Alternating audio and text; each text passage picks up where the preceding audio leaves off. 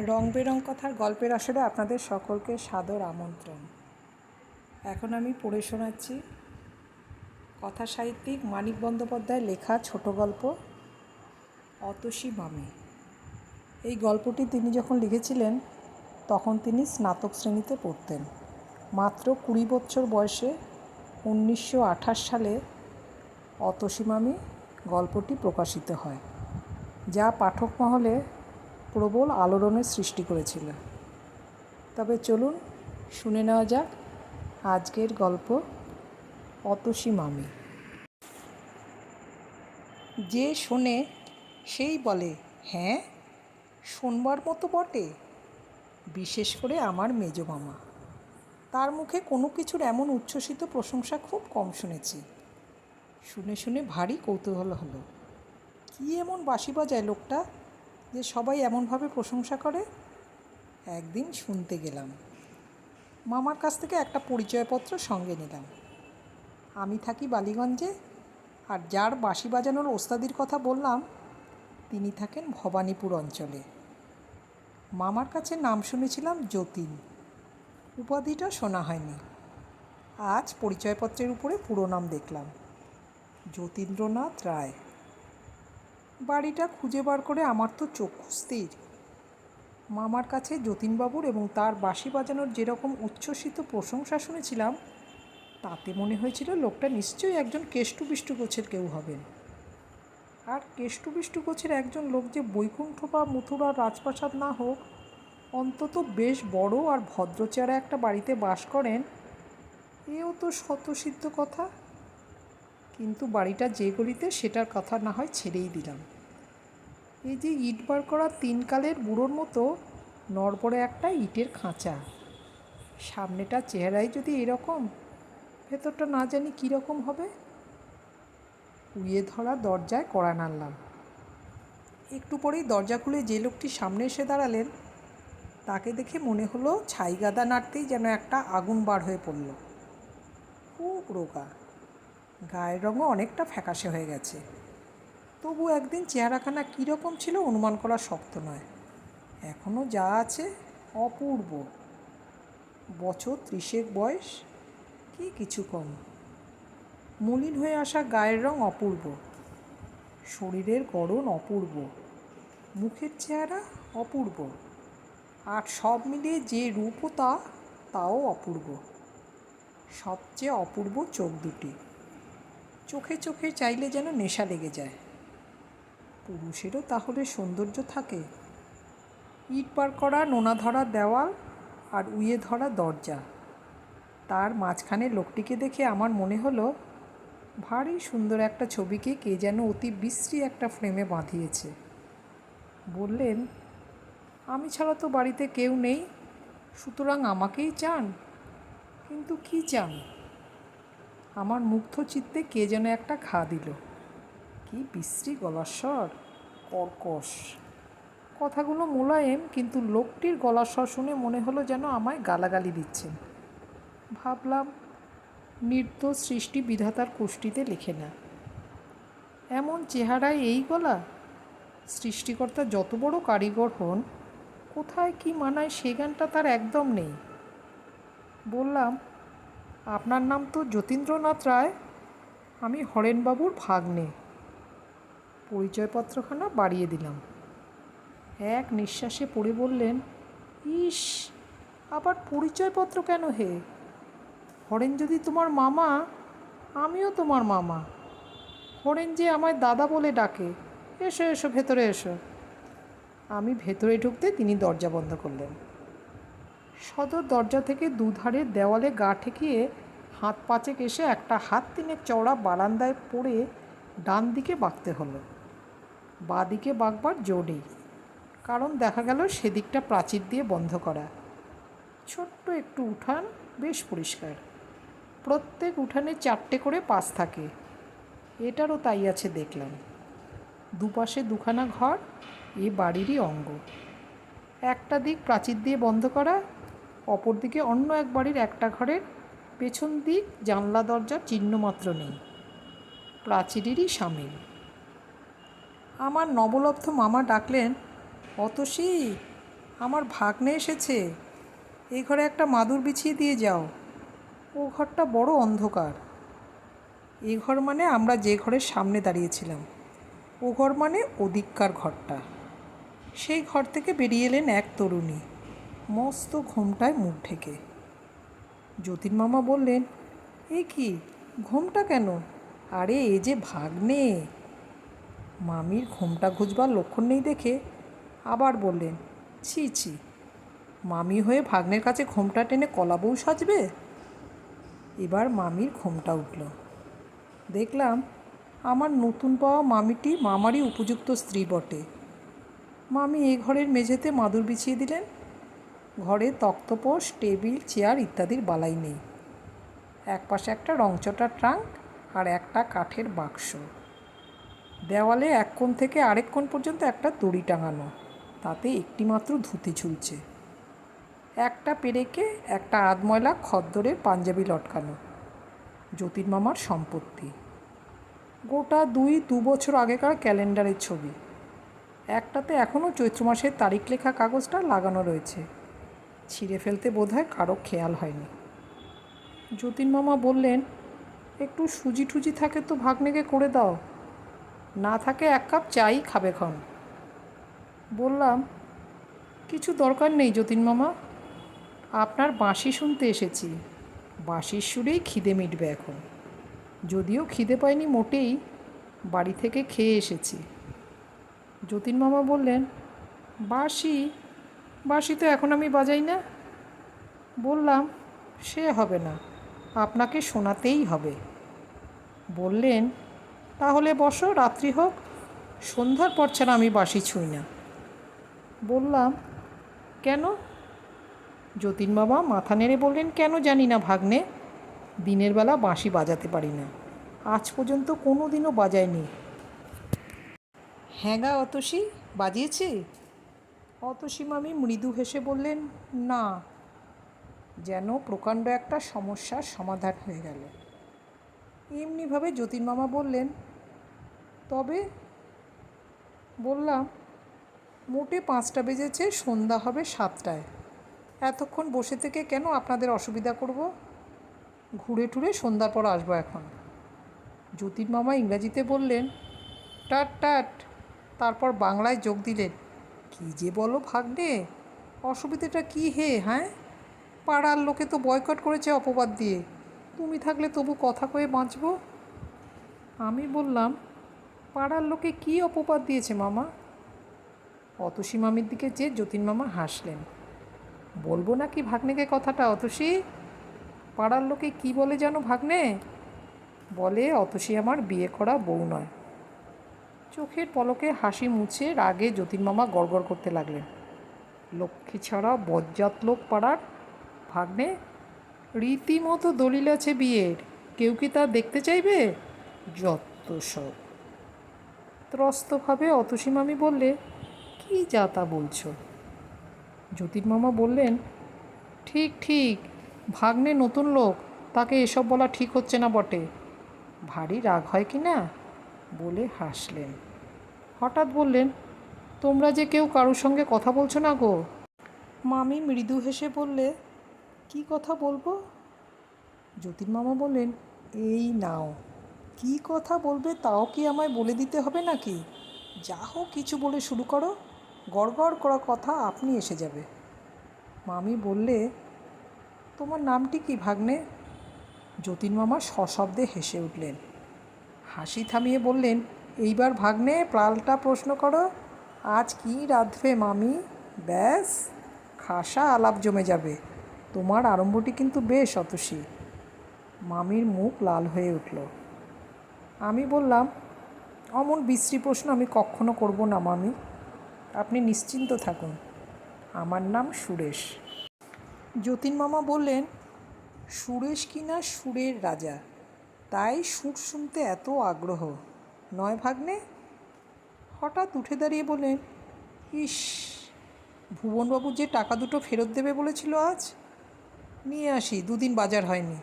বসো ভাগ্নে, মামির সঙ্গে গল্প করো, 10 মিনিটের ভেতর আসছে।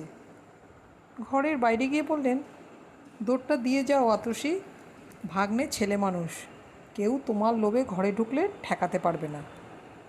মামির মুখ আরক্ত হয়ে উঠল এবং সেটা গোপন করতে চট করে উঠে গেল। বাইরে তার চাপা গলা শুনলাম। কী যে রসিকতা করছি! মামা কী জবাব দিলে শোনা গেল না। মামি ঘরে ঢুকে বললে, ওই রকম স্বভাব ওর। বাক্সে 2টি মোটে টাকা, তাই নিয়ে সেদিন বাজার গেলেন। বললাম, একটি থাক। জবাব দিলেন, কেন? রাস্তায় ভুবনবাবু চাইতে টাকা 2টি তাকে দিয়ে খালি হাতে ঘরে ঢুকলেন। আমি বললাম, আশ্চর্য লোক তো। মামি বললে, ওই রকমই। আর দেখো ভাই। বললাম, ভাই নয়, ভাগ্নে। মামি বললে, তাও তো বটে। আগে থাকতেই যে সম্বন্ধটা পাতিয়ে বসে আছো, ওর ভাগ্নে না হয় আমার ভাই হলেই বেশ হতো। কিন্তু সম্পর্কটা নতুন করে পাতো না? এখনও 1 ঘন্টাও হয়নি, জমাট বাঁধেনি। আমি বললাম, কেন? মামি ভাগ্নে বেশ তো সম্পর্ক। মামি বললে, আচ্ছা, তবে তাই। কিন্তু আমার একটা কথা তোমায় রাখতে হবে ভাগ্নে, তুমি ওর বাঁশি শুনতে চেও না। বললাম, তার মানে? বাঁশি শুনতেই তো এলাম। মামির মুখ গম্ভীর হলো। বললে, কেন এলে? আমি ডেকেছিলাম? তোমাদের জ্বালায় আমি কি গলায় দড়ি দেব? আমি অবাক হয়ে মামির মুখের দিকে চেয়ে রইলাম। কথা জোগায় না। মামি বললে, তোমাদের একটু শখ মেটাবার জন্য উনি আত্মহত্যা করছেন, দেখতে পাও না? রোজ তোমরা একজন না একজন এসে বাঁশি শুনতে চাইবে। রোজ গলা দিয়ে রক্ত পড়লে মানুষ কদিন বাঁচে? রক্ত? রক্ত নয়, দেখবে। বলে মামি চলে গেল। ফিরে এলো একটা গামলা হাতে করে। গামলার ভেতরে জমাট বাঁধা খানিকটা রক্ত। মামি বললে, কাল উঠেছিল, ফেলতে মায়া হচ্ছিল, তাই রেখে দিয়েছি। রেখে কোনো লাভ নেই জানি, তবু। আমি অনুতপ্ত হয়ে বললাম, জানতাম না মামি, জানলে কখনো শুনতে চাইতাম না। ইস, এই জন্যই মামার শরীর এত খারাপ? মামি বললে, কিছু মনে করো না ভাগ্নে, অন্য কারোর সঙ্গে তো কথা কই না, তাই তোমাকেই গায়ের জাল মিটিয়ে বলে নিলাম। তোমার আর কি দোষ, আমার অদৃষ্ট। আমি বললাম, এত রক্ত পড়ে তবু মামা বাঁশি বাজান? মামি দীর্ঘ নিঃশ্বাস ফেলে বললে, হ্যাঁ, পৃথিবীর কোনো বাধাই ওর বাঁশি বাজানো বন্ধ করতে পারবে না। কত বলেছি, কত কেঁদেছি, শোনেন না। আমি চুপ করে রইলাম। মামি বলে চলল, কতদিন ভেবেছি বাঁশি ভেঙে ফেলি, কিন্তু সাহস হয়নি। বাঁশির বদলে মদ খেয়েই নিজেকে শেষ করে ফেলবেন, নয়তো যেখানে যা আছে সব বিক্রি করে বাঁশি কিনে না খেয়ে মরবেন। মামির শেষ কথাগুলো যেন গুমড়ে গুমড়ে কেঁদে ঘরের চারিদিকে ঘুরে বেড়াতে লাগলো। আমি কথা বলতে গেলাম, কিন্তু ফুটল না। মামি একটা দীর্ঘ নিঃশ্বাস ফেলে বলল, অথচ ওই একটা ছাড়া আমার কোনো কথাই ফেলেন না। আগে আকণ্ঠ মদ খেতেন। বিয়ের পর যেদিন মিনতি করে মদ ছাড়তে বললাম, সেই দিন থেকে ও জিনিস ছোঁয়াই ছেড়ে দিলেন। কিন্তু বাঁশির বিষয়ে কোনো কথাই শোনেন না। আমি বলতে গেলাম, মামি। মামি বোধহয় শুনতেই পেল না, বলে চলল, একবার বাঁশি লুকিয়ে রেখেছিলাম। সে কি ছটফট করতে লাগলেন যেন ওর সর্বস্ব হারিয়ে গেছে। বাইরে কড়া নাড়ার শব্দ হলো। মামি দরজা খুলতে উঠে গেল। যতীন মামা ঘরে ঢুকতে ঢুকতে বললেন, দিলে না টাকা অতসী? বললে পরশু যেতে। পিছন থেকে মামি বললে, সে আমি আগেই জানি। যতীন মামা বললেন, দোকানদারটাই বা কী পাজি, 1 পো সুজি চাইলাম, দিল না। মামার বাড়ি এসে ভাগ্নেকে দেখছি খালি পেটে ফিরতে হবে। মামি ম্লান মুখে বললে, সুজি দেয়নি, ভালোই করেছে। শুধু জল দিয়ে তো আর সুজি হয় না। ঘি নেই? কবে আবার ঘি আনলে তুমি? তাও তো বটে। বলে যতীন মামা আমার দিকে চেয়ে হাসলেন, দিব্য সপ্রতিভ হাসি। আমি বললাম, কেন ব্যস্ত হচ্ছেন মামা? খাবারের কিছু দরকার নেই, ভাগ্নের সঙ্গে অত ভদ্রতা করতে নেই। মামি বললে, বসো তোমরা, আমি আসছি, বলে ঘর থেকে বেরিয়ে গেল। মামা হেঁকে বললেন, কোথায় গো? বারান্দা থেকে জবাব এলো, আসছি। মিনিট 15 পরে মামি ফিরল, দু হাতে দুখানা রেকাবিতে গোটা চারেক করে রসগোল্লা আর গোটা 2 সন্দেশ। যতীনমামা বললেন, কোত্থেকে জোগাড় করলে গো? বলে একটা রেকাবি টেনে নিয়ে একটা রসগোল্লা মুখে তুললেন। অন্য রেকাবিটা আমার সামনে রাখতে রাখতে মামি বললে, তা দিয়ে তোমার দরকার কি? যতীনমামা নিশ্চিন্তভাবে বললেন, কিছু না, যা খিদেটা পেয়েছে, ডাকাতি করেও যদি এনে থাকো কিছু দোষ হয়নি। স্বামীর প্রাণ বাঁচাতে সাধ্য অনেক কিছুই করে। আমি কুণ্ঠিত হয়ে বলতে গেলাম, কেন মিথ্যে? বাধা দিয়ে মামি বললে, আবার যদি ওইসব শুরু করো ভাগ্নে, আমি কেঁদে ফেলব। আমি নিঃশব্দে খেতে আরম্ভ করলাম। মামি ও ঘর থেকে 2টো এনামেলে গ্লাসে জল এনে দিলেন। প্রথম রসগোল্লাটা গিলেই মামা বলেন, ওয়াক, কি বিশ্রী রসগোল্লা! রইল পড়ে, খেও তুমি, নয়তো ফেলে দিও। দেখি সন্দেশটা কেমন।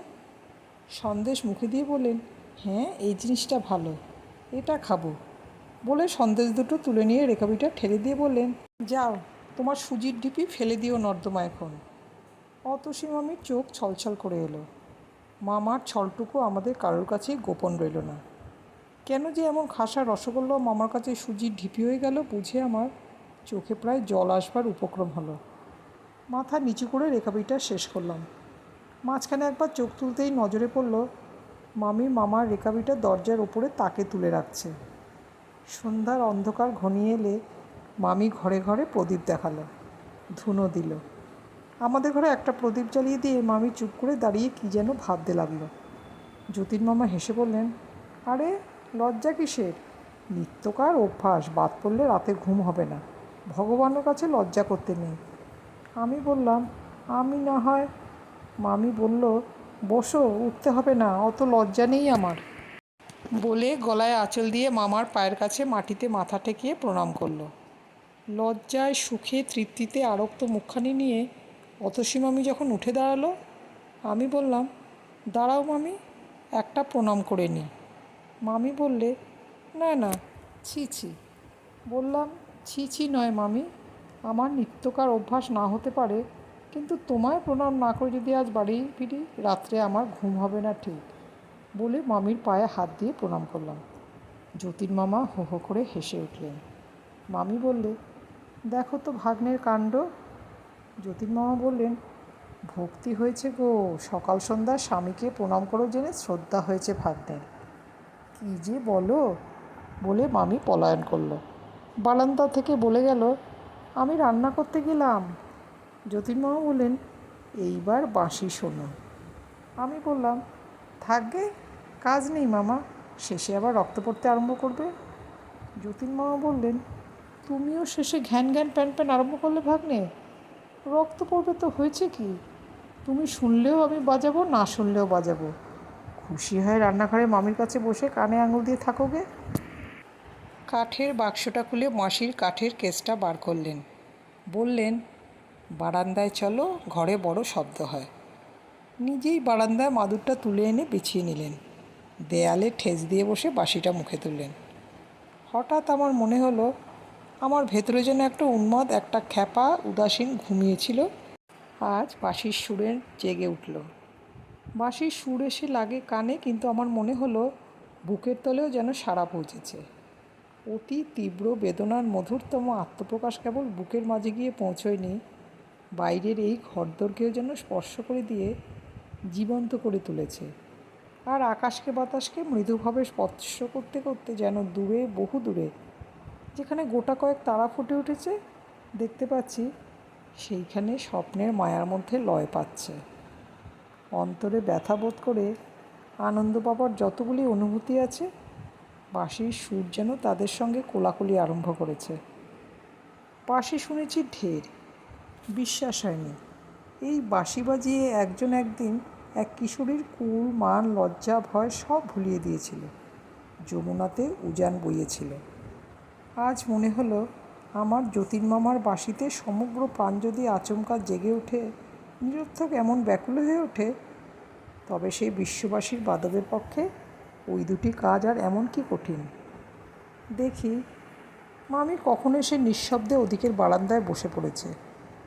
খুব সম্ভব ওই ঘরটাই রান্নাঘর, কিংবা রান্নাঘরে যাবার পথ ওই ঘরের ভেতর দিয়ে।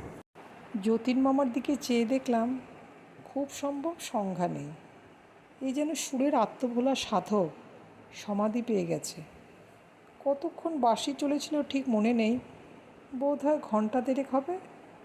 হঠাৎ একসময় বাঁশি থামিয়ে যতীন মামা ভয়ানক কাঁদতে আরম্ভ করলেন। বারান্দার ক্ষীণ আলোতেও বুঝতে পারলাম মামার মুখ চোখ অস্বাভাবিক রকম লাল হয়ে উঠেছে। অতসী মামি বোধহয় প্রস্তুত ছিল, জল আর পাখা নিয়ে ছুটে এলো। খানিকটা রক্ত তুলে মামির শুশ্রূষায় যতীন মামা অনেকটা সুস্থ হলেন। মাদুরের ওপর একটা বালিশ পেতে মামি তাকে শুইয়ে দিল।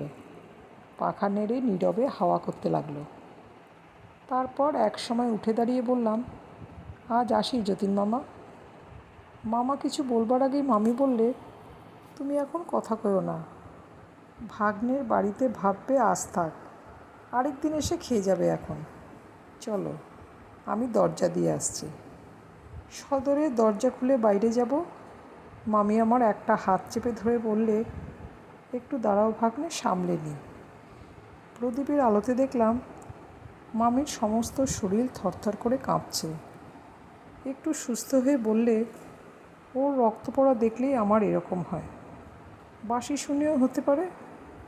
আচ্ছা, এবার এসো ভাগ্নে, শিগগির আরেকদিন আসবে কিন্তু। বললাম, মামার বাঁশি ছাড়াতে পারি কি না একবার চেষ্টা করে দেখব মামি। মামি ব্যগ্র কণ্ঠে বললে, পারবে? পারবে তুমি? যদি পারো ভাগ্নে, শুধু তোমার যতীন মামাকে নয়, আমাকেও প্রাণ দেবে। অতসী মামি ঝরঝর করে খেদে ফেললে। রাস্তায় নেমে বললাম, খিলটা লাগিয়ে দাও মামি। কেবলই মনে হয় নেশাকে মানুষ এত বড় দাম দেয় কেন? লাভ কি? এই যে যতীন মামা পলে পলে জীবন উৎসর্গ করে সুরের জাল বুনবার নেশায় মেতে যান, মানি তাতে আনন্দ আছে। যে সৃষ্টি করে তারও, যে শোনে তারও। কিন্তু এত চড়া মূল্য দিয়ে কি সেই আনন্দ কিনতে হবে? এই যে স্বপ্ন সৃষ্টি, এ তো ক্ষণিকের। যতক্ষণ সৃষ্টি করা যায় শুধু ততক্ষণ এ স্থিতি।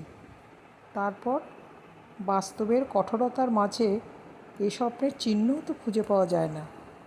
এই নিরর্থক মায়া সৃষ্টি করে নিজেকে ভোলাবার প্রয়াস কেন? মানুষের মন কি বিচিত্র। আমারও ইচ্ছে করে যতীন মামার মতো সুরের আলোয় ভুবন ছেয়ে ফেলি, সুরের আগুন গগনে বেয়ে তুলে পলে পলে নিজেকে শেষ করে আনি। লাভ নেই, নাই বা রইল। এতদিন জানতাম আমিও বাঁশি বাজাতে জানি, বন্ধুরা শুনে প্রশংসাও করে এসেছে।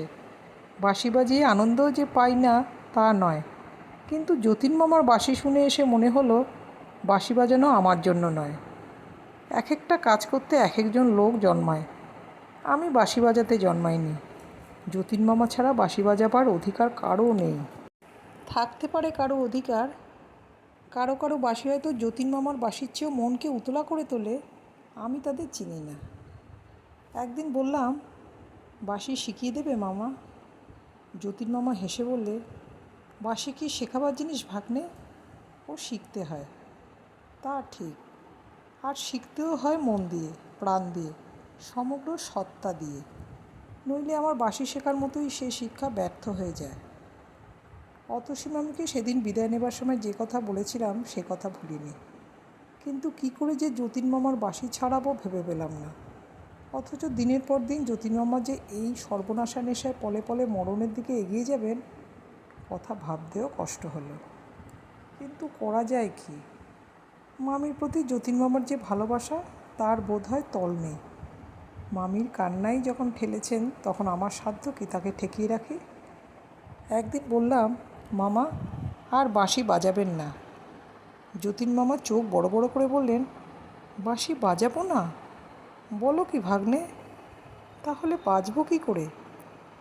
বললাম, গলা দিয়ে রক্ত উঠছে, মামি কত কাঁদে। তা আমি কি করব, একটু আধটু কাঁদা ভালো, বলে হাঁকলেন, অতসী, অতসী। মামি এলো। মামা বললেন, কান্না কী জন্য শুনি? বাঁশি ছেড়ে দিয়ে আমায় মরতে বলো নাকি? তাতে কান্না বাড়বে, কমবে না? মামি ম্লান মুখে চুপ করে দাঁড়িয়ে রইল। মামা বললেন, জানো ভাগ্নে, এই অতসীর জ্বালায় আমার বেঁচে থাকা ভার হয়ে উঠেছে। কোত্থেকে উড়ে এসে জুড়ে বসলেন, নড়বার নাম নেই। ওর ভার ঘাড়ে না থাকলে বাঁশি বগলে মনের আনন্দে দেশ বিদেশে ঘুরে বেড়াতাম। বেড়ানো টানানো সব মাথায় উঠেছে। মামি বললে, যাও না বেড়াতে, আমি ধরে রেখেছি। রাখনি বলে মামা এমনিভাবে চাইলেন যেন নিজের চোখে তিনি অতসী মামিকে খুন করতে দেখেছেন, আর মামি এখন তার সম্মুখেই সে কথা অস্বীকার করছে। মামির চোখে জল এলো। অশ্রুজড়িত কণ্ঠে বললে, অমন করো তো আমি একদিন।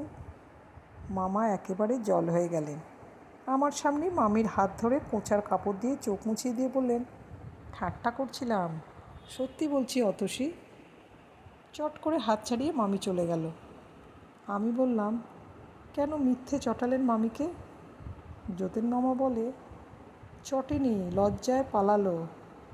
কিন্তু একদিন যতীন মামাকে বাঁশি ছাড়তে হলো, মামিই ছাড়ালো। মামির একদিন হঠাৎ টাইফয়েড জ্বর হলো। সেদিন বুঝি জ্বরের 17 দিন। সকাল 9টা বাজে, মামি ঘুমোচ্ছে, আমি তার মাথায় আইস ব্যাগটা চেপে ধরে আছি। যতীন মামা একটু টুলে বসে ম্লান মুখে চেয়ে আছেন। রাত্রি জেগে তার শরীর আরও শীর্ণ হয়ে গেছে। চোখ দুটি লাল হয়ে উঠেছে, মুখে খোঁচা খোঁচা দাড়ি, চুল উস্কো খুস্কো। হঠাৎ টুল ছেড়ে উঠে মামা ট্রাঙ্কটা খুলে বাঁশিটা বার করলেন। আজ 17 দিন এটা বাক্সেই বন্ধ ছিল।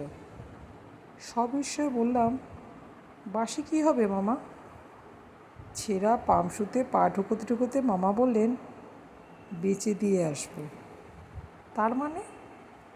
যতীন মামা ম্লান হাসি হেসে বললেন, তার মানে ডাক্তার বসকে আরেকটা কল দিতে হবে। বললাম, বাঁশি থাক, আমার কাছে টাকা আছে।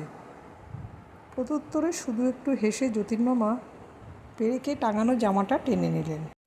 যদি দরকার পড়ে ভেবে পকেটে কিছু টাকা এনেছিলাম। মিথ্যা চেষ্টা। আমার মেজো মামা কতবার বিপদে যতীন মামাকে টাকা দিয়ে সাহায্য করতে চেয়েছেন, যতীন মামা একটি পয়সাও নেননি। বললাম, কোথাও যেতে হবে না মামা, আমি কিনবো বাঁশি। মামা ফিরে দাঁড়ালেন। বললেন, তুমি কিনবে ভাগ্নে? বেশ তো। বললাম, কত দাম? বললেন, 135-এ কিনেছি, 100 টাকায় দেব। বাঁশি ঠিক আছে, কেবল সেকেন্ড হ্যান্ড এই যা। বললাম, আপনি না সেদিন বলেছিলেন মামা, এরকম বাঁশি খুঁজে পাওয়া দায়, অনেক বেছে আপনি কিনেছেন, আমি 135 দিয়েই ওটা কিনব। যতীন মামা বললেন, তা কি হয়, পুরনো জিনিস। বললাম, আমাকে কি জোচ্চে পেলেন মামা, আপনাকে ঠকিয়ে কম দামে বাঁশি কিনব? পকেটে 10 টাকা 3টে নোট ছিল, বার করে মামার হাতে দিয়ে বললাম, 30 টাকা আগাম নিন, বাকি টাকাটা বিকেলে নিয়ে আসবো। যতীন মামা কিছুক্ষণ স্তব্ধভাবে নোটগুলোর দিকে তাকিয়ে রইলেন। তারপর বললেন, আচ্ছা। আমি অন্যদিকে মুখ ফিরিয়ে নিলাম। যতীন মামার মুখের ভাবটা দেখবার স্বাদ হলো না। যতীন মামা ডাকলেন, ভাগ্নে। ফিরে তাকালাম। যতীন মামা হাসবার চেষ্টা করে বললেন, খুব বেশি কষ্ট হচ্ছে ভেবো না, বুঝলে ভাগ্নে? আমার চোখে জল এলো। তাড়াতাড়ি মুখ ফিরিয়ে মামির শিয়রে গিয়ে বসলাম। মামির ঘুম ভাঙেনি, জানতেও পারল না যে রক্তপিপাসু বাঁশিটা ঝলকে ঝলকে মামার রক্ত পান করেছে। আমি আজ সেই বাঁশিটা কিনে নিলাম। মনে মনে বললাম, মিথ্যে আশা, এই যে বালির বাঁধ, একটা বাঁশি গেল, আরেকটা কিনতে কতক্ষণ। লাভের মধ্যে যতীন মামা একান্ত প্রিয় বস্তু হাতছাড়া হয়ে যাবার বেদনাটাই পেলেন। বিকালে বাকি টাকা এনে দিতেই যতীন মামা বললেন, বাড়ি যাবার সময় বাঁশিটা নিয়ে যেও। আমি ঘরে ঢুকতে ঢুকতে বললাম, থাক না এখন কদিন, এত তাড়াতাড়ি কিসের? যতীন মামা বললেন, না, পরের জিনিস আমি বাড়িতে রাখি না। বুঝলাম, পরের হাতে চলে যাওয়া বাঁশিটা চোখের ওপরে থাকা তার সহ্য হবে না। বললাম, বেশ মামা, তাই নিয়ে যাবক্ষণ। মামা ঘাড় নেড়ে বললেন, হ্যাঁ, নিয়েই যেও, তোমার জিনিস এখানে কেন ফেলে রাখবে, বুঝলে না? 19 দিনের দিন মামির অবস্থা আরও সংকটজনক হয়ে উঠল। যতীন মামা টুলটা বিছানার কাছে টেনে টেনে মামির একটা হাত মুঠো করে ধরে নীরবে তার রোগশীর্ণ ঝরা ফুলের মতো ম্লান মুখের দিকে চেয়েছিলেন। হঠাৎ অতসী মামি বললে, ওগো, আমি বোধহয় আর বাঁচব না। যতীন মামা বললেন, তা কি হয় অতসী, তোমায় বাঁচতে হবেই। তুমি না বাঁচলে আমিও যে বাঁচব না। মামি বললে, বালাই, বাঁচবে বই কি। দেখো, আমি যদি নাই বাঁচি, আমার একটা কথা রাখবে। যতীন মামা নত হয়ে বললেন, রাখবো, বলো। বাঁশি বাজানো ছেড়ে দিও। তিল তিল করে তোমার শরীর ক্ষয় হচ্ছে দেখে ওপারে গিয়েও আমার শান্তি থাকবে না। রাখবে আমার কথা? মামা বললেন, তাই হবে অতসী, তুমি ভালো হয়ে ওঠো, আমি আর বাঁশি ছোঁব না। মামির শীর্ণ ঠোঁটে সুখের হাসি ফুটে উঠল। মামার একটা হাত বুকের উপর টেনে শ্রান্তভাবে মামি চোখ বুজল। আমি বুঝলাম যতীন মামা আজ রোগশয্যাগত অতসীর জন্য কত বড় একটা ত্যাগ করলেন। অতি মৃদুস্বরে উচ্চারিত ওই কটি কথা, তুমি ভালো হয়ে ওঠো, আমি আর বাঁশি ছোঁব না। অন্যে না বুঝুক, আমি তো যতীন মামাকে চিনি, আমি জানি। অতসী মামিও জানে ওই কথা কটির পেছনে কতখানি জোর আছে। বাঁশি বাজাবার জন্য মন উন্মাদ হয়ে উঠলেও যতীন মামা আর বাঁশি ছোঁবেন না। শেষ পর্যন্ত মামি ভালো হয়ে উঠল। যতীন মামার মুখে হাসি ফুটল। মামি যেদিন পথ্য পেল সেদিন হেসে মামা বললেন, কি গো, বাঁচবে না বলে? অমনি মুখের কথা কি না, যে চাঁড়াল খুড়োর কাছ থেকেই তোমায় ছিনিয়ে এনেছি, জমব্যাটা তো ভালো মানুষ। আমি বললাম, চাঁড়াল খুড়ো আবার কি মামা? মামা বললেন, তুমি জানো না বুঝি, সে এক দ্বিতীয় মহাভারত। মামি বললে, গুরু নিন্দা করো না। মামা বললেন, গুরু নিন্দা কি, গুরুতর নিন্দা করব। ভাগ্নেকে দেখাও না অতসী তোমার পিঠের দাগটা। মামির বাধা দেওয়া সত্ত্বেও মামা ইতিহাসটা শুনিয়ে দিলেন। নিজের খুড়ো নয়, বাপের পিস্তুত ভাই। মা বাবাকে হারিয়ে 17 বছর বয়স পর্যন্ত ওই খুড়োর কাছেই অতসী মামি ছিল। অত বড় মেয়ে, তাকে কিলচল লাগাতে খুড়োটির বাঁধত না। আনুষঙ্গিক অন্য সব তো ছিলই। খুড়োর মেজাজের একটি অক্ষয় চিহ্ন আজ পর্যন্ত মামির পিঠে আছে। পাশের বাড়িতেই যতীন মামা বাঁশি বাজাতেন আর আকণ্ঠ মদ খেতেন। প্রায়ই খুড়োর গর্জন আর অনেক রাতে মামির চাপা কান্নার শব্দে তার নেশা ছুটে যেত। নিতান্ত চোটে একদিন মেয়েটাকে নিয়ে পলায়ন করলেন এবং বিয়ে করে ফেললেন। মামার ইতিহাস বলা শেষ হলে অতসী মামি ক্ষীণ হাসি হেসে বললে, তখন কি জানি মদ খায়, তাহলে কখনো আসতাম না। মামা বললেন, তখন কি জানি তুমি মাথার রতনয়ে আঠার মতো লেপ্টে থাকবে, তাহলে কখনো উদ্ধার করতাম না। আর মদ না খেলে কি এক ভদ্রলোকের বাড়ি থেকে মেয়ে চুরি করার মতো বিশ্রী কাজটা করতে পারতাম গো? আমি ভেবেছিলাম বছরখানে। মামি বললে, যাও চুপ করো, ভাগ্নের সামনে যা তা বকো না। মামা হেসে চুপ করলেন। মাস 2 পরের কথা। কলেজ থেকে শটান যতীন মামার ওখানে হাজির হলাম। দেখি জিনিসপত্র যা ছিল বাঁধাচাঁদা হয়ে পড়ে আছে। অবাক হয়ে প্রশ্ন করলাম, এইসব কি মামা? যতীন মামা সংক্ষেপে বললেন, দেশে যাচ্ছি। দেশে? দেশ আবার আপনার কোথায়? যতীন মামা বললেন, আমার কি একটা দেশও নেই ভাগ্নে? 500 টাকার আয়ের জমিদারি আছে দেশে, খবর রাখো। অতসী মামি বললে, হয়তো জন্মের মতোই তোমাদের ছেড়ে চললাম ভাগ্নে, আমার অসুখের জন্যই এটা হলো। বললাম, তোমার অসুখের জন্য? তার মানে? মামা বললেন, তার মানে বাড়িটা বিক্রি করে দিয়েছি। যিনি কিনেছেন পাশের বাড়িতেই থাকেন, মাঝখানের প্রাচীরটা ভেঙে দুটো বাড়ি এক করে নিতে ব্যস্ত হয়ে পড়েছেন। আমি ক্ষুব্ধ কণ্ঠে বললাম, এত কাণ্ড করলে মামা, আমাকে একবার জানালে না পর্যন্ত? বিক্রি করে যাওয়া ঠিক হলো? বাঁধা বিছানার তালাবন্ধ বাক্সের দিকে আঙুল বাড়িয়ে মামা বললেন, আজ রাত্রে ঢাকা মেলে রওনা হব। আমরা বাঙাল হে ভাগ্নে, জানো না বুঝি? বলে মামা হাসলেন। অবাক মানুষ, এমন অবস্থায়ও হাসি আসে। গম্ভীরভাবে উঠে দাঁড়িয়ে বললাম, আচ্ছা আসি যতীন মামা, আসি মামি বলে দরজার দিকে অগ্রসর হলাম। অতসী মামি উঠে এসে আমার হাতটা চেপে ধরে বললে, লক্ষ্মী ভাগ্নে, রাগ করো না। আগে থাকতে তোমায় খবর দিয়ে লাভ তো কিছু ছিল না, কেবল মনে ব্যথা পেতে। যে ভাগ্নে তুমি, কত কি হাঙ্গামা দিয়ে তুলতে, ঠিক আছে কিছু? আমি ফিরে গিয়ে বাঁধা বিছানাটার উপর বসে বললাম, আজ যদি না আসতাম একটা খবরও তো পেতাম না। কাল এসে দেখতাম বাড়িঘর খাঁ খাঁ করছে। যতীন মামা বললেন, আরে রামও, তোমায় না বলে কি যেতে পারি? দুপুরবেলা সেনের ডাক্তারখানা থেকে ফোন করে দিয়েছিলাম তোমাদের বাড়িতে, কলেজ থেকে বাড়ি ফিরলেই খবর পেতে। বাড়ি আর গেলাম না। শিয়ালদহ স্টেশনে মামা মামিকে উঠিয়ে দিতে গেলাম। গাড়ি ছাড়ার আগে কতক্ষণ সময় যে কী করেই কাটলো, কারো মুখেই কথা নেই। যতীন মামা কেবল মাঝে মাঝে দু একটা হাসির কথা বলছিলেন এবং হাসাচ্ছিলেনও, কিন্তু তার বুকের ভেতর যে কী করছিল সে খবর আমার অজ্ঞাত থাকেনি। গাড়ি ছাড়বার ঘন্টা বাজলে যতীন মামা আর অতসী মামিকে প্রণাম করে গাড়ি থেকে নামলাম। এইবার যতীন মামা অন্যদিকে মুখ ফিরিয়ে নিলেন, আর বোধহয় মুখে হাসি ফুটিয়ে রাখা তার পক্ষে সম্ভব হলো না। জানলা দিয়ে মুখ বার করে আর মামি ডাকলে, শোনো। কাছে গেলাম। মামি বললে, তোমাকে ভাগ্নে বলি আর যাই বলি, মনে মনে জানি তুমি আমার ছোট ভাই। পারো তো একবার বেড়াতে গিয়ে দেখা দিয়ে এসো। আমাদের হয়তো আর কলকাতা আসা হবে না, জমির ভারী ক্ষতি হয়ে গেছে। যেও। কেমন ভাগ্নে? মামির চোখ দিয়ে টপ টপ করে জল ঝরে পড়ল।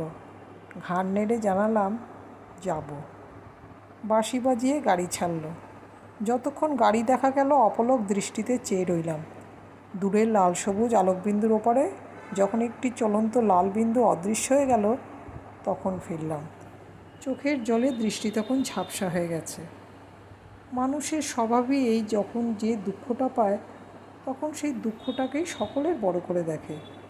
নইলে কে ভেবেছিল যে যতীন মামা আর অতসী মামির বিচ্ছেদে 21 বছর বয়সে আমার দু চোখ জলে ভরে গিয়েছিল, সেই যতীন মামা আর অতসী মামি একদিন আমার মনের এক কোণে সংসারের সহস্র আবর্জনার তলে চাপা পড়ে যাবেন।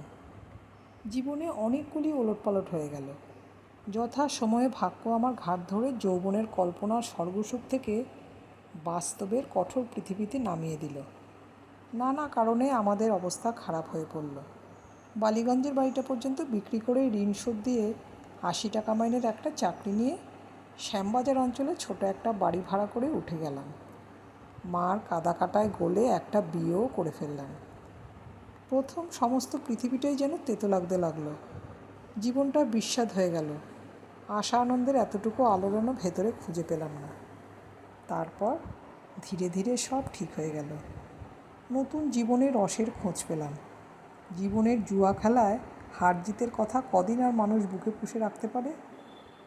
জীবনে যখন এইসব বড় বড় ঘটনা ঘটছে, তখন নিজেকে নিয়ে আমি এমনই ব্যাপৃত হয়ে পড়লাম যে কবে এক যতীন মামা আর অতসী মামির স্নেহ পরম সম্পদ বলে গ্রহণ করেছিলাম, সে কথা মনে ক্ষীণ হতে হতে ক্ষীণতর হয়ে গেল। 7 বছর পরে আজ কচ্ছিৎ কখনো হয়তো একটা অস্পষ্ট স্মৃতির মতো তাদের কথা মনে পড়ে। মাঝে একবার মনে পড়েছিল যতীন মামাদের দেশে চলে যাওয়ার বছর 3 পরে। সেইবার ঢাকা মেলে কলিশন হয়। মৃতদের নামের মাঝে যতীন্দ্রনাথ রায় নামটা দেখে যে খুব একটা ঘা লেগেছিল সে কথা আজও মনে আছে। ভেবেছিলাম একবার গিয়ে দেখে আসব, কিন্তু হয়নি। সেদিন অফিস থেকে ফিরে দেখি আমার স্ত্রীর কঠিন অসুখ। মনে পড়ে যতীন মামার দেশের ঠিকানায় একটা পত্র লিখে দিয়ে এই ভেবে মনকে সান্ত্বনা দিয়েছিলাম, ও নিশ্চয়ই আমার যতীন মামা নয়। পৃথিবীতে যতীন্দ্রনাথ রায়ের অভাব তো নেই। সেই চিঠির কোনো জবাব আসেনি। স্ত্রীর অসুখের হিড়িকে কথাটাও আমার মন থেকে মুছে গিয়েছিল। তারপর গড়িয়ে গড়িয়ে আরও 4টে বছর কেটে গেছে। আমার ছোট বোন বিনার বিয়ে হয়েছিল ঢাকায়। পুজোর সময় বিনাকে তারা পাঠালে না। অগ্রহায়ণ মাসে বিনাকে আনতে ঢাকা গেলাম, কিন্তু আনা হলো না। গিয়েই দেখি বিনার শাশুড়ির খুব অসুখ। আমি যাবার আগের দিন হু করে জ্বর এসেছে।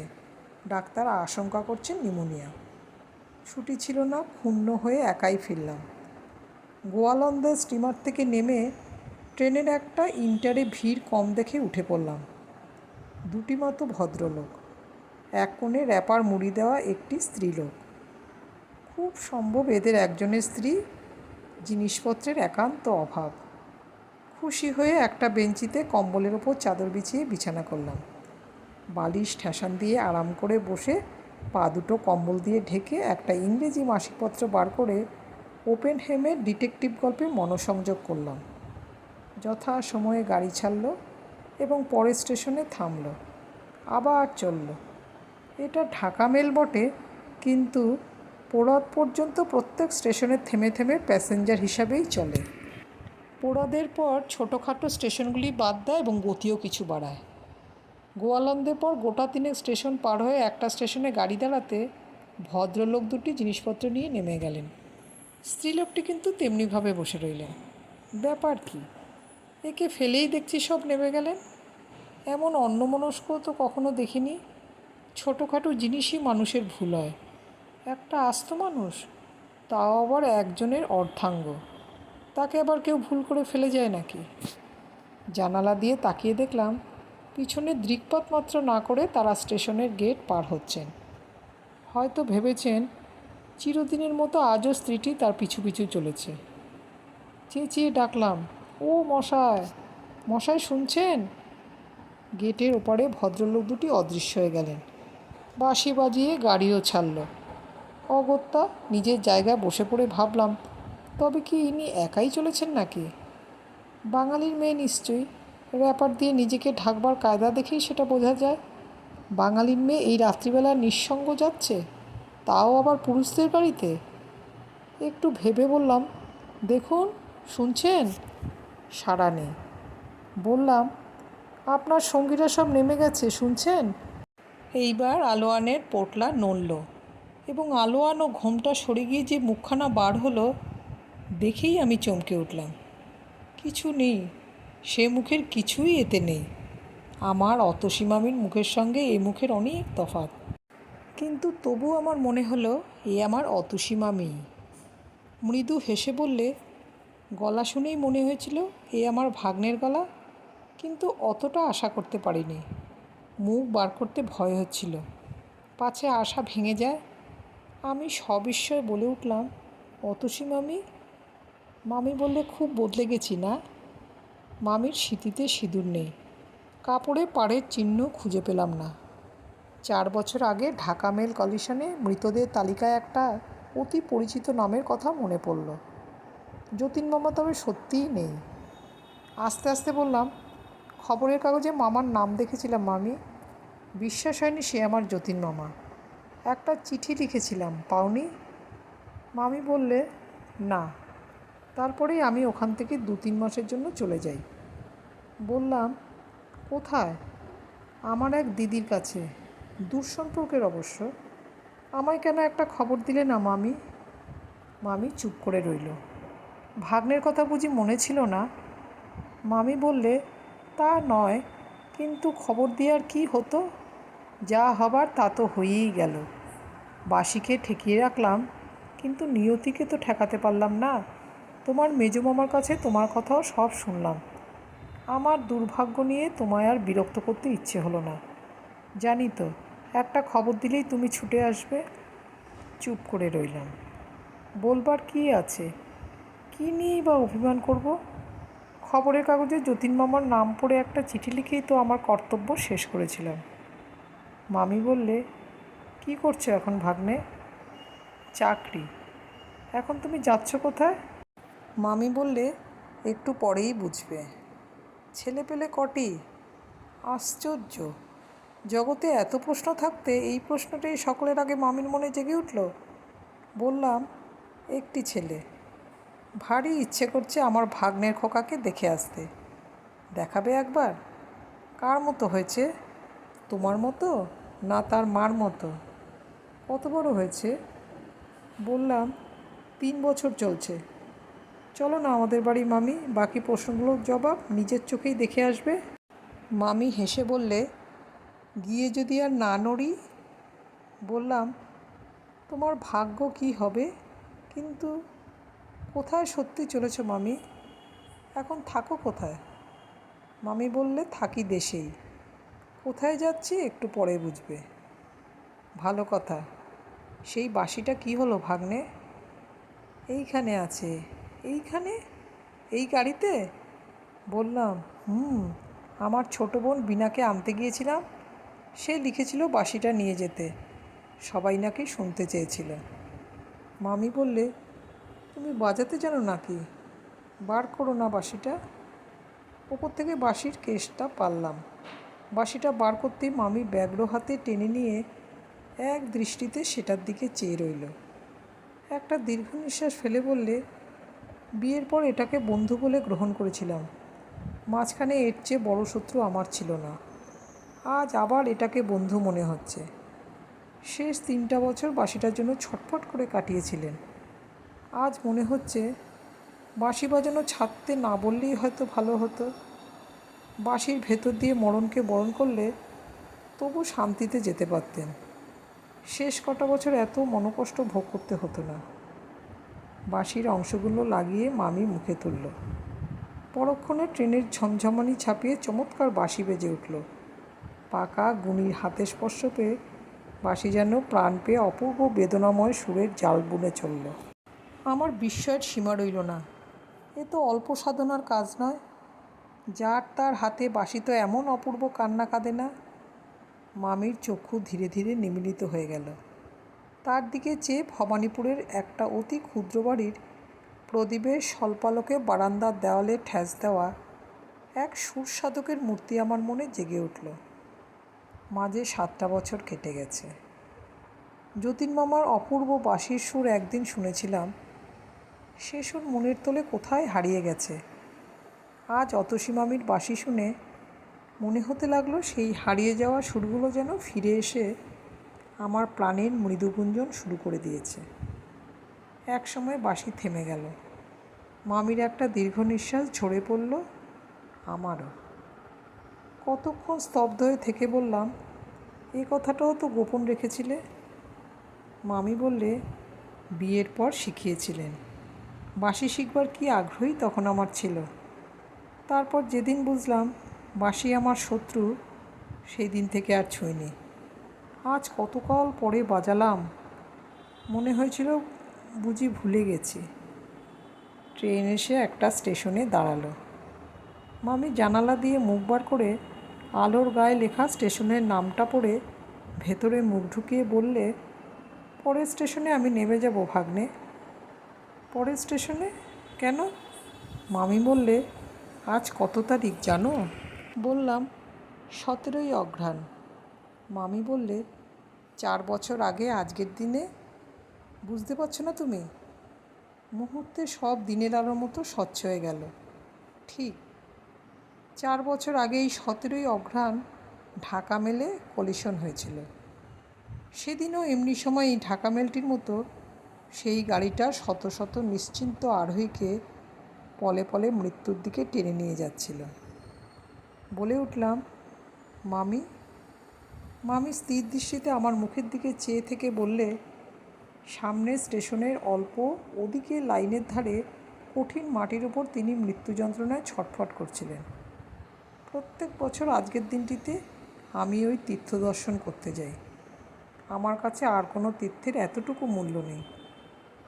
হঠাৎ জানালার কাছে সরে গিয়ে বাইরের দিকে আঙুল বাড়িয়ে মামি বলে উঠল, ওইখানে দেখতে পাচ্ছ না? আমি তো স্পষ্ট দেখতে পাচ্ছি তিনি যন্ত্রণায় ছটফট করতে করতে একটু স্নেহশীতল স্পর্শের জন্য ব্যগ্র হয়ে রয়েছেন। একটু জলের জন্যই হয়তো। ও মা গো, আমি তখন কোথায়? 2 হাতে মুখ ঢেকে মামি ভেতরে এসে বসে পড়ল। ধীরে ধীরে গাড়িখানা স্টেশনের ভিতরে ঢুকল। বিছানাটা গুটিয়ে নিয়ে আমি বললাম, চলো মামি, আমি তোমার সঙ্গে যাব। মামি বললে, না। বললাম, এই রাত্রে তোমাকে একলা যেতে দিতে পারবো না মামি। মামির চোখ জ্বলে উঠল। ছি, তোমার তো বুদ্ধির অভাব নেই ভাগ্নে। আমি কি সঙ্গী নিয়ে সেখানে যেতে পারি? সেই নির্জন মাঠে সমস্ত রাত আমি তার সঙ্গ অনুভব করি। সেখানে কি কাউকে নিয়ে যাওয়া যায়? ওইখানের বাতাসে যে তার শেষ নিঃশ্বাস রয়েছে। অবুঝ হয়েও না। গাড়ি দাঁড়ালো। বাঁশিটা তুলে নিয়ে মামি বললে, এটা নিয়ে গেলাম ভাগ্নে, এটার ওপর তোমার চেয়ে আমার দাবি বেশি। দরজা খুলে অতসী মামি নেমে গেলেন। আমি নির্বাক হয়ে চেয়ে রইলাম। আবার বাঁশি বাজিয়ে গাড়ি ছাড়ল। খোলা দরজাটা একটা করুণ শব্দ করে আছড়ে বন্ধ হয়ে গেল।